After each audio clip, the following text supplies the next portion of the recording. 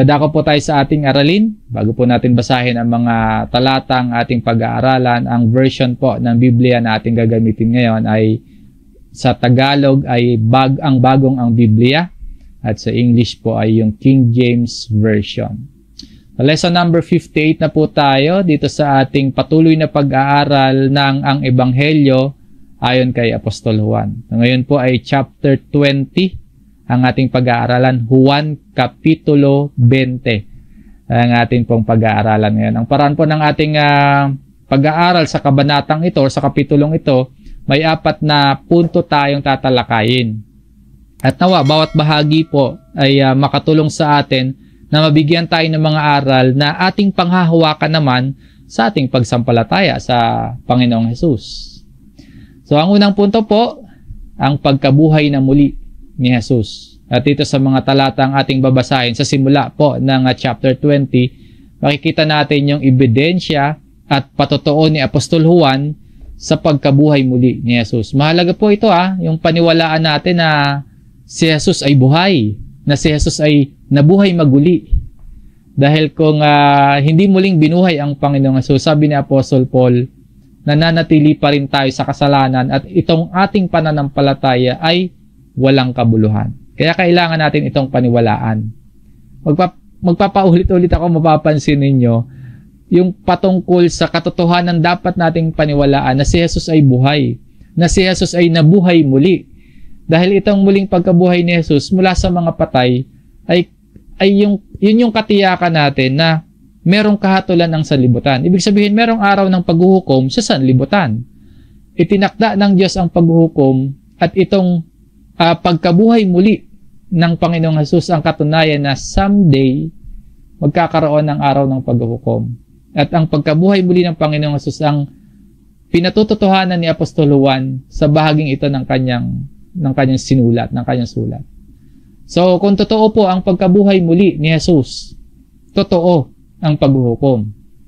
At totoo ang paghuhukom dahil totoo po itong pagkabuhay maguli ng Panginoong Hesus.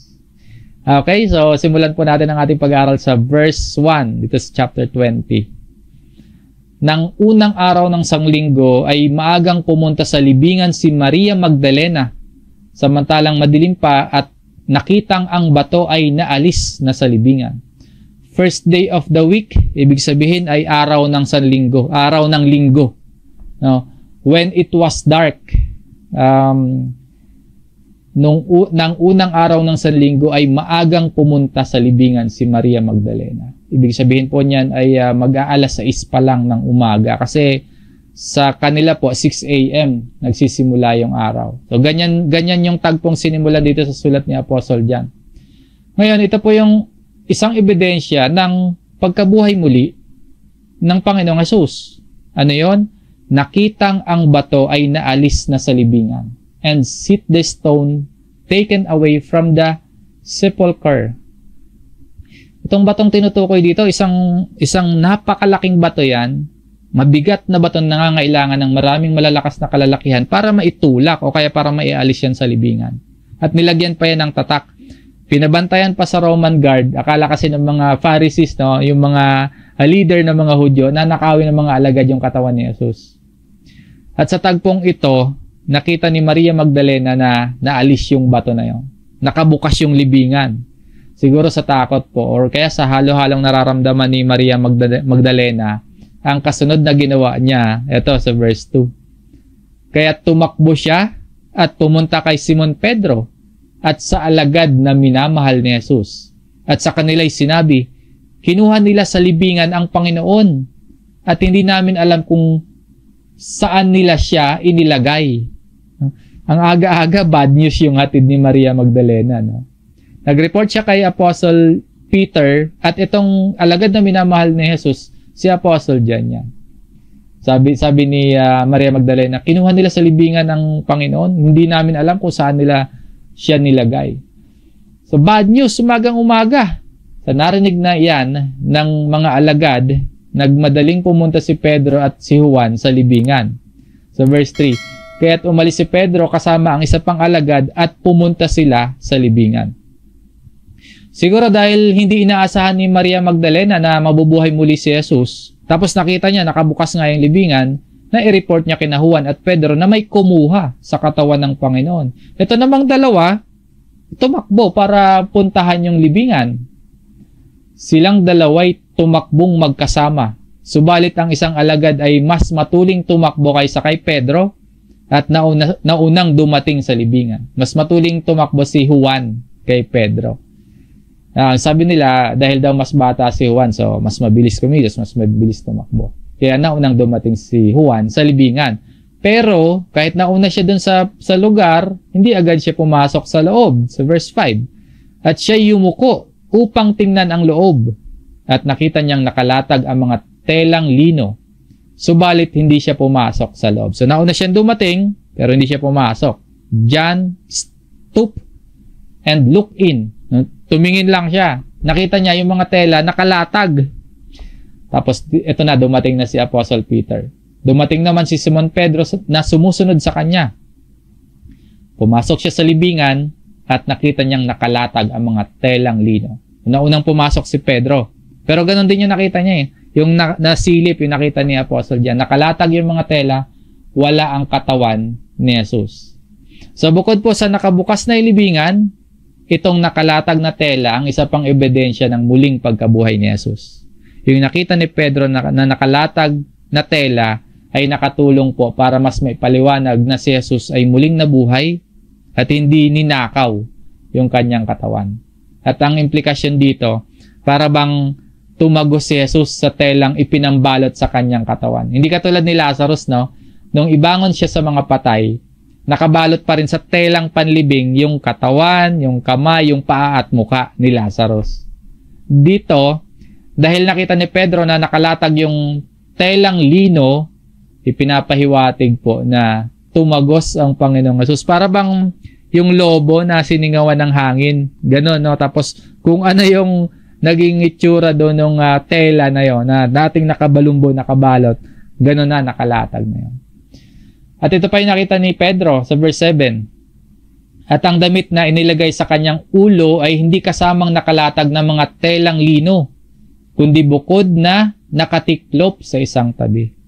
No, but wrapped together in a place by itself. Ipapahiwatig na yung telang ipinantakip sa ulo ni Jesus, maayos na nakatiklop sa isang tabi. At kung si Jesus yung nagtiklop ng tela na nakalagay sa kanyang ulo, pinapahiwatig nun kasi siya lang naman nasa loob, di ba? Siniled yun, sinara yung libingan, may bantay na Roman guard sa labas.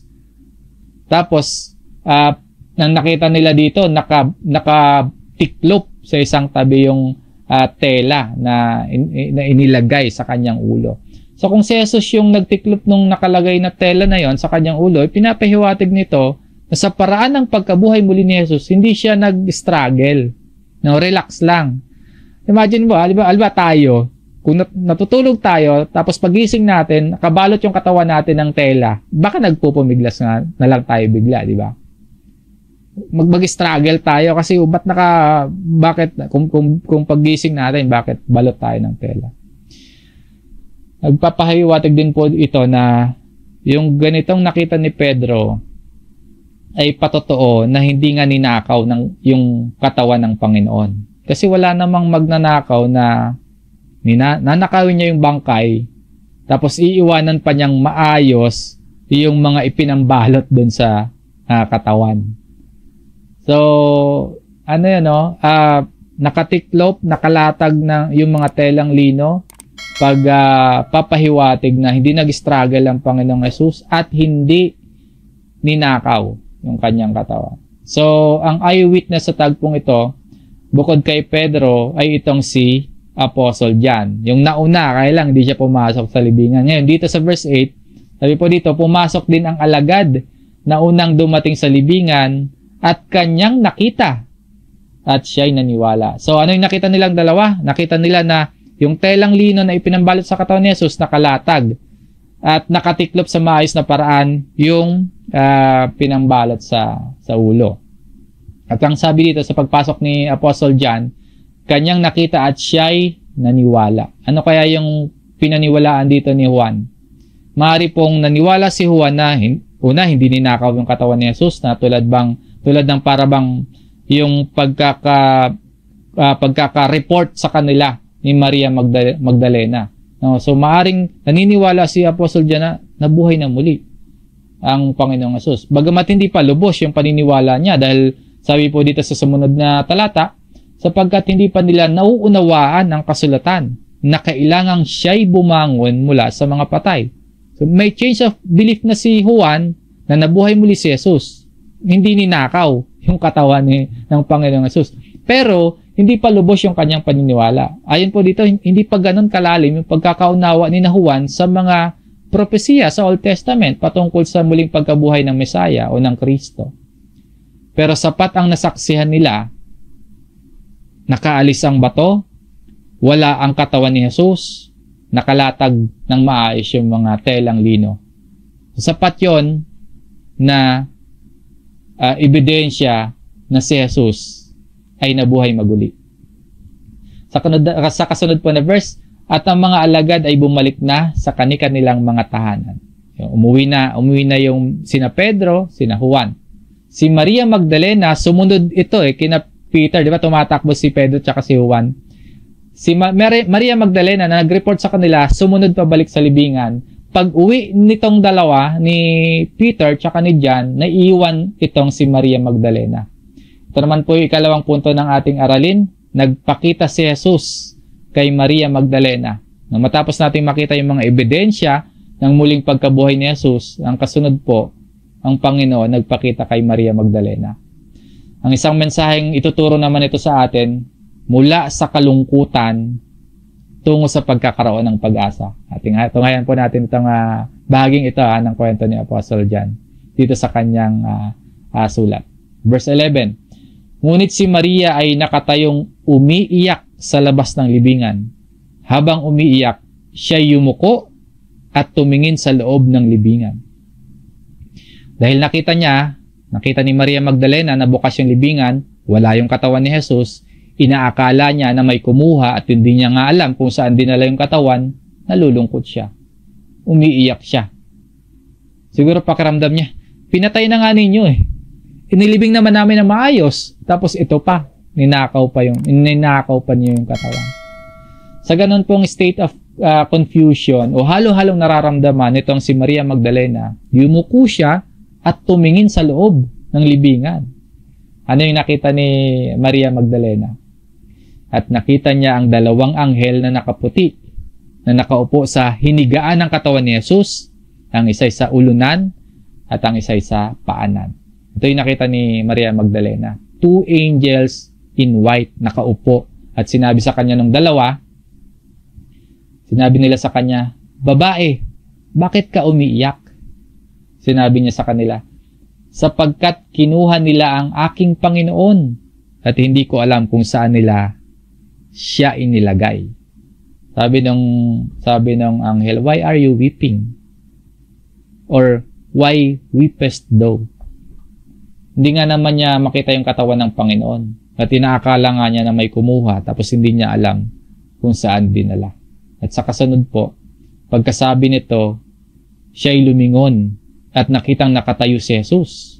Subalit hindi niya alam na iyon ay si Jesus. Sinabi sa kanya ni Jesus, babae, bakit ka umiiyak? Sino ang hinahanap mo? Sa kanyang pag-aakalang iyon ay ang hardinero, ay sinabi niya sa kanya, Ginoo, kung ikaw ang kumuha sa kanya, ay sabihin mo sa akin kung saan mo siya nilagay, at siya'y aking kukunin. Hindi nakilala ni Maria Magdalena na si Jesus yung kausap na niya dito. No? Siguro nga, hindi niya inaasahan na makikita niyang buhay si Jesus, kaya lungkot na lungkot siya. Tapos nawawala pa nga yung katawan. Nagpapakita ito na hindi pa nga ganap ang kanyang pananampalataya na si Jesus ay mabubuhay na muli pagkalipas ng 3 araw at 3 gabi sa libingan. Bagamat nagpauna na si Jesus doon, di ba? Lagi, nung sila'y magkakasama pa, ilang beses na itong sinabi sa kanila noon na mangyayari ito. Na siya'y mamamatay at pagkatapos sa 3 araw at 3 gabi, mabubuhay siyang muli. Sinabi sa kanya ni Jesus, Maria, umarap siya. At sinabi sa kanya sa wikang Hebreo, Rabboni, na ang ibig sabihin ay guro. Nakilala lamang ni Maria Magdalena si Jesus nang banggitin ng Panginoong Jesus ang kanyang pangalan. Yung paningin ni Maria malabo. Pagtingin niya, di niya nakilala, kinausap niya pa, akala niya hardinero. Pero yung pandinig niya, nung tawagin ng Panginoon yung kanyang boses, kumbaga sa tupa, nung marinig niya ang boses ng kanyang pastol, na-recognize niya. No, malabo yung paningin niya, pero yung pandinig niya, malinaw. No? At sa verse 17, sinabi sa kanya ni Jesus, "Huwag mo akong hawakan, sapagkat hindi pa ako nakakaakyat sa Ama. Ngunit pumunta ka sa aking mga kapatid, at sabihin mo sa kanila, aakyat ako sa aking Ama, at inyong Ama, sa aking Diyos, at inyong Diyos." Yung kalungkutan na nararamdaman ni Maria Magdalena, marahil napalitan ng saya dito. Nakita niya buhay ang Panginoon. Siguro yung tagpo po dito, bigla siya papasok at lalapit kay Jesus. Sinabi tuloy sa kanya ni Jesus, "Touch me not." Huwag mo akong hawakan. Dito po siguro hangon ni Jose Rizal yung title ng kanyang nobela, no? Yung Noli Me Tangere. Sa yung Latin kasi ng Noli Me Tangere, no? Touch me not, or huwag mo akong hawakan. Pero dito sa kwentong ating pinag-aaralan, hindi nangangahulugan na hindi nga nahawakan ni Maria Magdalena ang Panginoong Jesus. Dahil sa account ni Mateo, sa patotoo naman ni Mateo, sa parehong kwentong ito, mababasa natin sa chapter 28, sa verse 9 hanggang 10 po ito. Basahin natin itong verse 9. "At dooy sinalubong sila ni Jesus na nagsasabi, 'Kapayapaan ay sumainyo.' At paglapit nila sa kanya ay niyakap ang kanyang mga paa, at siya'y sinamba." Sa tagpong ito ay nahawakan si Jesus, hindi lamang ni Maria, pati ng mga kasama niya. At sa verse 10, pagkatapos ay sinabi ni Jesus sa kanila, "Huwag kayong matakot. Humayo kayo at sabihin niyo sa aking mga kapatid na pumunta sila sa Galilea at doon ay makikita nila ako." Ito rin po yung yung main text natin sa John 20 verse 17. So yung mga salitang "huwag mo akong hawakan", sabi ng Panginoong Jesus kay Maria Magdalena, ay hindi naman nakasentro sa literal na paghawak kay Jesus. Nasabi ni Jesus yan dahil ang nais ni Jesus ay wag lamang manatili doon sa lugar na ito si Maria Magdalena. Ang instruction ng Panginoon, "Ngunit pumunta ka sa aking mga kapatid at sabihin mo sa kanila, aakyat ako sa aking Ama at inyong Ama, sa aking Diyos at inyong Diyos." Katulad din ng binasa natin doon sa account ni Mateo sa chapter 28. Ang nais ni Jesus, ipamalita sa ibang mga alagad na siya ay nabuhay muli, na siya ay aakyat sa Diyos, na siya ay aakyat sa Ama. Ang talatang ito ay nagpapakita din po na iba nga si Jesus at iba naman po ang Amang Diyos. Si Jesus ay Diyos din, kung babalikan natin yung mga accounts pa rin na Apostle John, pero si Jesus ay mayroong kinikilalang Diyos niya. Sabi niya, "My God, your God." At ito sa tala ni Apostol Juan, ito yung unang pagkakataon na tinawag ni Jesus na mga kapatid, yung kanyang mga alagad. Mula sa tanong sa kanya na, "Bakit ka umiyak? Sino yung hinahanap mo, Maria Magdalena?" Dito po, naririnig ni Maria Magdalena na kapatid ang tawag ni Jesus sa kanyang mga alagad. At nagkaroon ito ng pagbabago sa nararamdaman ni Maria Magdalena. Kung kanina po nalulungkot siya sa pagbabalita sa mga kasama niya na nawawala ang katawan ni Jesus, ito yung kasunod na sasabihin niya sa mga alagad. Pumunta si Maria Magdalena at ibinalita sa mga alagad, "Nakita ko ang Panginoon." At sinabi niya sa kanila na sinabi niya ang mga bagay na ito sa kanya. Gaya ng bilin ni Jesus, ibinalita nga ni Maria Magdalena sa mga alagad na ang Panginoon ay nabuhay na muli. So sumunod si Maria sa utos sa kanya ni Jesus. Nakita niya si Jesus, buhay. Ipinapasabi na aakyat siya sa ating Ama. So good news na po yung hatid ni Maria Magdalena. Madalas po mga kapatid, hindi ibibigay ng Panginoon yung mga kasagutan sa ating paghiling tungkol sa mga pag-aalala. Madalas po, hindi bibigay ng Panginoon yung kasagutan sa ating paghiling tungkol sa mga kalungkutan natin.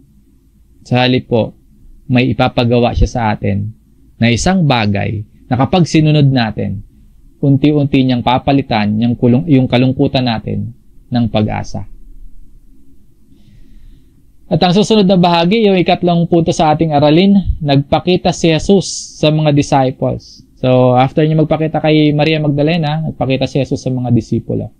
Ang lesson naman na titingnan natin sa parte o sa bahaging ito ay ang mission natin. Kung paanong isinugo ng Diyos si Jesus, ganun din po pala isinugo niya ang kanyang mga alagad. At sa pagkasugo sa atin, binigyan tayo ng ating mga kailangan upang tayo po ay makasunod. Verse 19, nang magdadapit hapon na ng araw na iyon, na unang araw ng linggo, habang nakasara ang mga pinto sa kinaroroonan ng mga alagad dahil sa takot sa mga Hudyo, dumating si Jesus at tumayo sa gitna at sa kanila'y sinabi, kapayapaan ang sumainyo. Same day din, no? Nang magdadapit hapon lang or evening sangayon sa King James Version. Kahit nakasara yung pinto sa lugar, sa kinaroroonan ng mga alagad, nakapasok si Jesus. Dumating si Jesus, nagpakita sa kanila. Wala na sa katawang lupa si Jesus, pero hindi siya kaluluwa, hindi siya ghost, kundi na sa katawang maluwalhati na.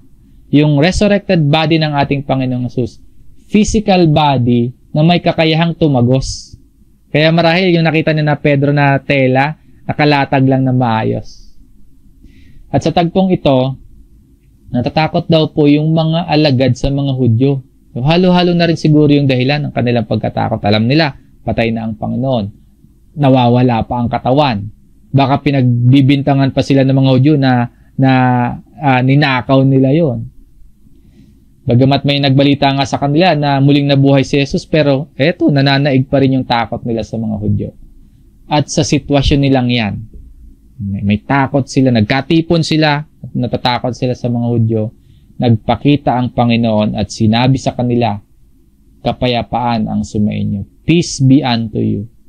Ano yung naging epekto sa nooy natatakot ng mga alagad? Sa verse 20, at nang masabi niya ito, ay kanyang ipinakita sa kanila ang kanyang mga kamay at tagiliran. Kaya't ang mga alagad ay nagalak nang makita nila ang Panginoon. Then were the disciples glad when they saw the Lord. Pinakita ng Panginoon Jesus sa mga alagad na bukod sa katunayan na siya ay nabuhay muli, pinakita niya yung kanyang mga kamay at tagiliran bilang pag-alaala sa dakilang pagtubos niya sa mga sumasampalataya sa kanya. No? Hindi lang siya nagpakita ng pruweba na siya ay buhay. Ipinakita niya pa yung pruweba na yung kanyang kamay at tagiliran bilang paalala sa dakilang pagtubos niya sa mga sumasampalataya sa kanya. At hindi lang sa kanila noon, kundi sa atin din ngayon. Ang Panginoon ay nagbibigay katunayan na siya ay muling nabuhay. Kaya nagalak ang mga alagad. Kaya meron tayong reason para magalak dahil buhay ang Panginoon. Verse 21, muling sinabi sa kanila ni Jesus, kapayapaan ang sumainyo. Kung paanong sinugo ako ng Ama, ay sinusugo ko rin naman kayo. Dito po, bilang mga alagad, ang Panginoon na umako at tumubos sa ating mga kasalanan, binibigyan niya tayo, una, ng katibayan na siya ay nabuhay muli. Ikalawa, binibigyan niya tayo ng kapayapaan. Peace be unto you. At ikatlo, ipinapaalala niya dito, yung layunin natin bilang mga alagad niya. Sabi ni Jesus, kung paanong sinugo ako ng Ama, ay sinusugo ko rin naman kayo. Matapos niyang sabihin yung mga ito, sabi po dito sa verse 22, at nang masabi niyo ito, sila'y hiningahan niya at sa kanila'y sinabi, tanggapin ninyo ang Espiritu Santo. Receive the Holy Ghost or receive the Holy Spirit. Sa pagpapaalala niya, kung paano siya isinugo ng Ama, ay gayon din niya sinusugo yung mga alagad, ay pinagkalooban niya ang mga alagad ng kakayahan at kapangyarihang kikilos sa pamamagitan ng Espiritu Santo. At sa kasunod po, kung inyong patawarin ang mga kasalanan ng sinuman, ang mga iyon ay ipinatatawad sa kanila. Sino mang hindi ninyo patawarin ang mga kasalanan, iyon ay hindi ipinatatawad. Isa ito sa mga critical na talata dito sa sa chapter 20. Hindi ito na gaya ng sinasabi ng ibang relihiyon na ang mga kaparian daw po, sila yung may kapangyarihan na magpatawad ng kasalanan kapag ikaw ay yung tinatawag na ng umpisal. Dahil malinaw po dito, no, ang Diyos Ama lamang at ang Panginoong Jesucristo lamang ang may otoridad na magpatawad ng kasalanan. So, paano natin dapat ba unawain itong nasa talata? Yung susi po sa pag-unawa sa kahulugan ng talatang ito, yung verse 23 dito sa John chapter 20, nauna doon nanggaling sa naunang dalawang talata. Sinabi ng Panginoon, mula sa nabasa natin kanina, sumain niyo ang kapayapaan. Kung paanong isinugo ako ng Ama, isinugo ko rin kayo. At dahil doon, hiningahan niya at sinabi sa kanila, tanggapin nila yung banal na Espiritu. So, isinugo ni Jesus yung mga alagad. Gaya ng kung paano siya sinugo ng Ama. Upang dalhin ang mabuting balita ng daan patungo sa kaligtasan ng lahat, ng marami. Si Jesus ay pisikal na aalis sa lupa, ngunit ipinangako ng Diyos na sasakan nila ang banal na Espiritu. Habang ipinapahayag nila yung Ebanghelyo, matapat nilang masasabi sa mga taong naniniwala sa mensaheng iyon na yung kanilang mga kasalanan ay napatawad na. At matapat nilang masasabi sa mga taong hindi naniniwala sa mensahe na ang kanilang mga kasalanan hindi pinatawad at sila ay hinatulan sa paningin ng Diyos. Kaparehong mensahe na nakapaloob sa chapter 3, yung sumampalataya sa anak ay may buhay na walang hanggan. Ngunit ang tumanggi sa anak, hindi makakita ng buhay sapagkat puot ng Diyos ang nananatili sa kanya. So tayo din po bilang mga alagad, ang mabuting balita na ipamamalita natin, hindi tungkol sa kung paano tayo yayaman. Kung paano tayo magtatagumpay sa buhay na ito. Yung mabuting balita na ipamamalita natin, hindi kung paano tayo matutulungan ng Diyos sa ating mga personal, mga pinansyal na problema at kung ano-ano pa mga problema. Kundi po ang balita na ipamamalita natin ay yung pagpapatawad sa atin ng Diyos sa ating mga kasalanan sa pamamagitan ng sakripisyo, sa pamamagitan ng paghihirap, sa pamamagitan ng kamatayan at muling pagkabuhay ni Jesus. Yan yung ating misyon. At makakaya natin yan. Hindi dahil sa sarili nating kakayahan, kundi sa Espiritong nananahan sa atin. At sa kasunod po na punto, yung panghuli, ang bahagi pong ito ay si Tomas at si Jesus. Yung lesson naman po na makikita natin dito ay ang layunin ng Ebanghelyo o Gospel. So, yung purpose, yung layunin ng mabuting balita. Sa verse 24, ngunit si Tomas, isa sa 12 na tinatawag na kambal, ay hindi nila kasama nang dumating si Jesus. Di ba nagkatipon sila? Nakasara yung pinto. Sinatatakot sila sa mga Hudyo. Dumating ang Panginoong Jesus. Absent itong si Tomas. Kaya't sinabi sa kanya ng ibang mga alagad, nakita namin ang Panginoon. Ngunit sinabi niya sa kanila, malibang makita ko sa kanya mga kamay ang bakas ng mga pako at mailagay ko ang aking daliri sa binutas ng mga pako at mailagay ko ang aking kamay sa kanyang tagiliran, ay hindi ako maniniwala. So malalim yung doubt ni Tomas, no? Siguro dahil alulungkot din siya kasi nga namatay si Jesus. Nakita niya ipinako sa krus si Jesus. Nakita niya tinusok sa tagiliran. Nakita niya inilibing. Tapos may magsasabi sa kanya, no? Kulang yung kanyang pangunawa sa paulit-ulit na paalala sa kanila noon ni Jesus na siya, na ang Kristo ay mamamatay at muling mabubuhay. So kulang yung pangunawa din dito ni Tomas. At marahil, isa din siya sa hindi pa lubusang nauunawaan ang nasa kasulatan. Nung katulad nila Pedro, nila Juan, di ba, doon sa libingan. Paano nga naman siya maniniwala? Di ba? Di niya palubos na unawaan yung kasulatan. Nakita niya namatay ang Panginoong Jesus. Nakita niya inilibing ang Panginoong Jesus. Alam mo po, nung pinag-aaralan ko po yung baging ito ng sulat ni Apostol Juan, nakita ko yung kahalagahan ng pakikisama sa mga kapwa mananampalataya. Alala po ninyo, yung una nilang gathering, nagkatipon sila unang araw ng Sanlinggo. Sunday, kumbaga, no? Pero yun nga, absent itong si Juan. Dahil sa pag-absent niya, ayun, na-miss niya yung blessing na makita ang Panginoon. Kaya mahirap talaga yung madalas na pagliban sa mga pagtitipan ng mga mananampalataya. Meron tayong mamimiss. Meron tayong mamimiss na karunungan, meron tayong mamimiss na kaunawaan. Kung tulad ni Tomas, a-absent tayo. So, mga kapatid, huwag pabayaan ang pagtitipon. Tingnan po niyo nung sumama si Tomas, sa verse 26. Pagkaraan ng 8 araw, ay muling nasa loob ng bahay ang kanyang mga alagad at kasama nila si Tomas. Nakasara ang mga pinto, subalit pumasok si Jesus at tumayo sa gitna at sinabi, kapayapaan ang sumainyo. So, same scenario after 8 days. Meaning, Sunday po ulit yan. Tuwing linggo pala talaga nagkakatipan yung mga alagad, no? At dito, nakasara yung pinto, pumasok ulit si Jesus at nagsabi, peace be unto you. Ang kaibahan lang po dito, kasama na si Tomas. At sinabi niya kay Tomas, ilagay mo rito ang iyong daliri at tingnan mo ang aking mga kamay.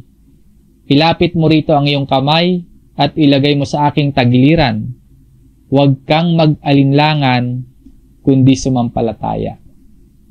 Sa 28, sumagot si Tomas at sinabi sa kanya, Panginoon ko at Diyos ko.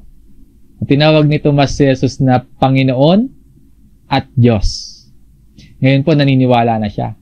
Ngayon sumasampalataya na siya kay Jesus. Ang sabi po ng ibang mga mangangaral dito, yung reaction daw na ito ni Tomas ay nagkamali lang daw siya nang sabihin niya na Diyos si Jesus. Para bang nagulat lamang daw po siya. Hindi si Tomas yung nagkamali dito. Nang nagkamali, yung mga nag-interpret at nangangaral na nagsasabi na nagkamali at nagulat lamang si Tomas. Kung nagkamaling tawagin ni Tomas na Diyos si Jesus, dapat sana iniayos or kinorek siya ni Jesus sa susunod na talata. Maalala nyo, si Apostle Peter may isang gusto siyang sambahin. Pero kinorek niya. Nilulod sa kanya, sasambahin siya. Hindi daw. Hindi pwede. Pero dito, hindi kinorek ni Jesus si Tomas. Dahil tama naman na sabihin na ni Tomas na si Jesus ay Diyos. Bagamat hindi siya yung amang Diyos. Ang kasunod na sinabi na lamang ng Panginoong Jesus kay Tomas, sinabi sa kanya ni Jesus, sapagkat ako'y nakita mo ay sumampalataya ka. So, hindi kinorek. Kasi tama. Itong encounter ni Jesus at ng mga alagad, itong sulat ni Juan ay nagtuturo sa atin na sumampalataya tayo sa Panginoong Jesus. Na siya ay namatay at muling nabuhay. Na siya yung ating tagapagligtas. Kahit hindi pa natin siya nakita. Sabi pa ng Panginoon kay Tomas, mapapalad ang hindi nakakita, gayon may sumasampalataya. Sama tayong lahat dito. Sapagkat nananampalataya tayo ngayon na si Jesus ay nabuhay ng muli, kahit hindi natin siya nakita. So, mapalad. We are blessed. Ang talatang ito po, nagbibigay din sa kahalagahan ng pananampalataya kahit hindi natin nakikita ng literal or hindi talaga natin nasaksihan ng literal ang Panginoong Jesus. Merong mga testigo naman. Mga alagad. Narito ang salita ng Diyos. Yung Biblia. So, manampalataya tayo. And we are blessed. At ito ay isang paalala na ang pananampalataya ay nagdadala ng pagpapala. Sabi po nga dito, mapapalad ang mga sumasampalataya. So, ang layunin kung bakit ipinarating sa atin ang mabuting balita ng tungkol sa muling pagkabuhay ni Jesus ay upang tayo ay sumampalataya sa Panginoon. Na siya ay Diyos, siya ay Panginoon. Kaya ang atin din pong layunin sa ating pagbabalita tungkol kay Jesus, patungo sa iba, upang sila din ay sumampalataya sa ating Panginoon. Kahit hindi natin nakita. At binibigyan tayo ng biyaya sa ating pagsampalataya. Blessed are they sa ating pagsampalataya kay Jesus. At sa mga susunod na mga huling talata ng chapter 20, babasa natin yung layunin ng pagkasulat ni Apostol Juan sa aklat na ito, sa sulat na ito. Verse 30. Gumawa si Jesus ng marami pang ibang mga tanda sa harapan ng kanyang mga alagad na hindi na isulat sa aklat na ito. Totoo na hindi naman talaga lahat ng mga bagay ay nakasulat sa Biblia gaya ng sinasabi dito na hindi na isulat yung maraming mga iba pang ginawa o iba pang mga tandang ginawa ng Panginoong Jesus. Hindi na nakasulat dito. sa sulat na ito ni Apostle John.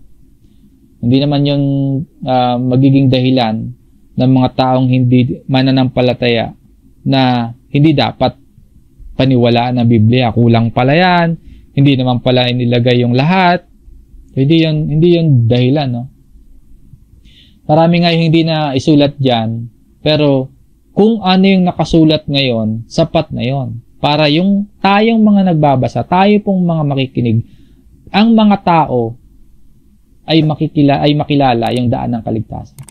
Marami nga hindi na ilagay, marami nga hindi na isulat.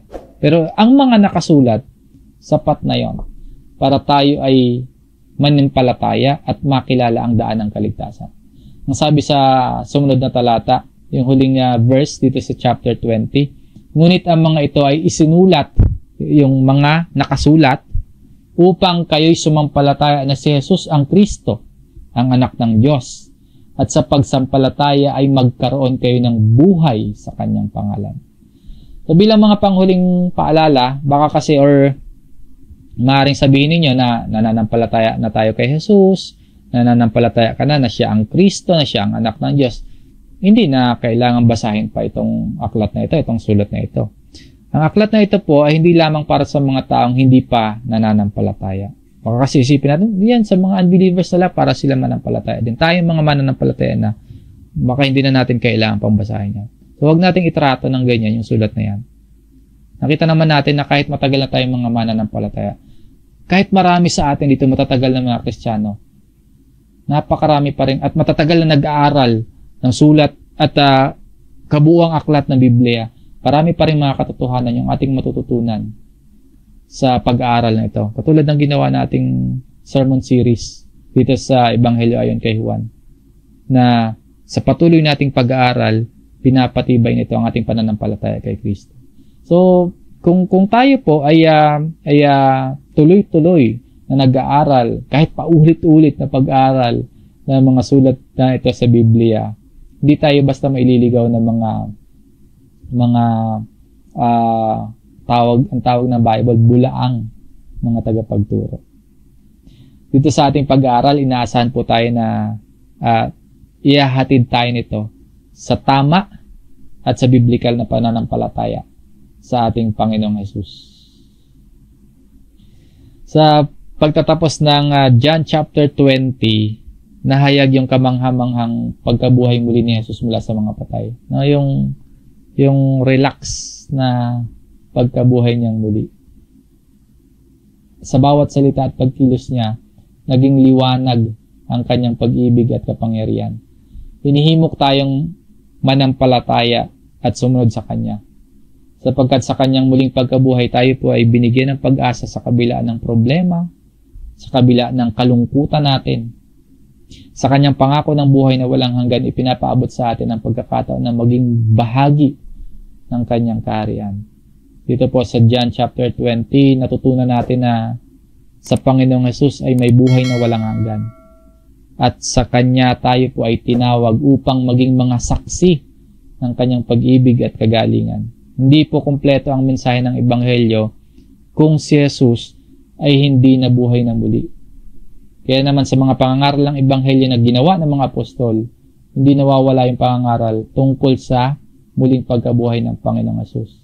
May isa pang mahalagang pangangaral ng pagkabuhay na muli ni Jesus. Ito po yung matibay na ebidensya na mayroong darating na paghuhukom. At dahil totoo ang paghuhukom, ipinag-uutos po sa atin ang pagsisisi sa ating mga kasalanan. Sa Acts chapter 17, sa verse 30 at sa 31, ang mga panahon ng kahangalan ay pinalampas na nga ng Diyos.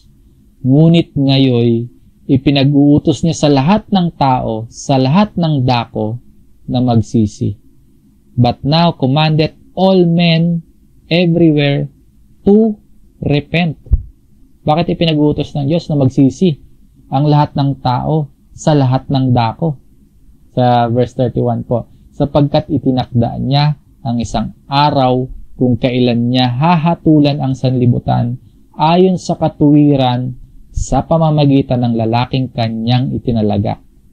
At tungkol dito'y binigyan niya ng katiyakan ang lahat ng tao nang kanyang muling buhayin siya mula sa mga patay. Kaya ipinagutos ng Diyos na magsisi ang lahat ng tao sa lahat ng dako dahil ang Diyos po ay nagtakda ng isang araw na hahatulan or huhukuman niya ang sanlibutan. Huhukuman ang sanlibutan ayon sa katwiran ng Diyos sa pamamagitan ng Panginoong Jesucristo. Yung sinasabi po ditong itinalaga ng Diyos. Pinatunayan ito ng Diyos na talagang totoong mangyayari ito. Yung paghuhukom, yung naging katiyakan na magaganap nga ito. Yung ebidensya po na magkakaroon ng paghuhukom ay ng buhaying muli ng Diyos, ang Panginoong Jesucristo. Kaya ang pagkabuhay na muli ni Jesus, yun yung pinakamatibay na ebidensya na magkakaroon ng paghuhukom.